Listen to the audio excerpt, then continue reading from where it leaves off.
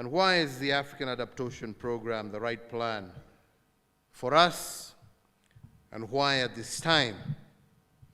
This is because, as we have all heard, it is a program made in Africa by Africans, which puts our young people at the very heart of the adaptation agenda. As an adaptation champion, I will indeed follow to the call of being the voice of the voiceless Africans who are crying out for a climate-resilient and prosperous future. Ladies and gentlemen, none of us need to look very far to see that climate change is an existential threat to every single country on the African continent. And it is not just a distant threat.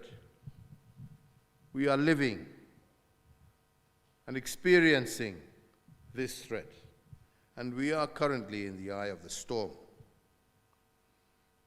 For 3 consecutive years, for example, poor rainy seasons in Kenya, in Ethiopia, and Somalia have forced us to face the worst drought in over 40 years.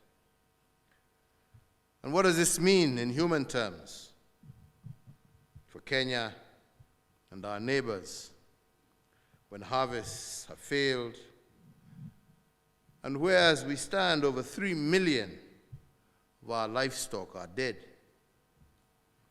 People in drought-stricken areas are facing severe water shortages, and cases, unfortunately, of intercommunal fighting over pasture and water are ever on the increase.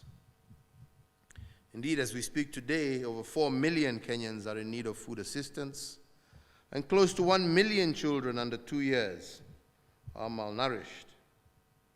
Across the entire Horn of Africa, 20 million, and of these 6 million of them are children, are severely food insecure.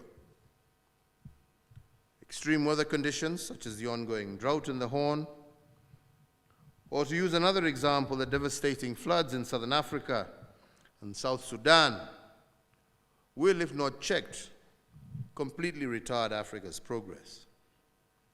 As I have said before, these crises precipitate huge economic losses, estimated by some to be approximately 3% of GDP for our continent in the medium term. But unfortunately, they also threaten peaceful coexistence and leads to intercommunity conflict as well as displacement as people relocate in search of pasture and food. Equally worrisome is that malnutrition, driven by food insecurity, has long-term and intergenerational consequences.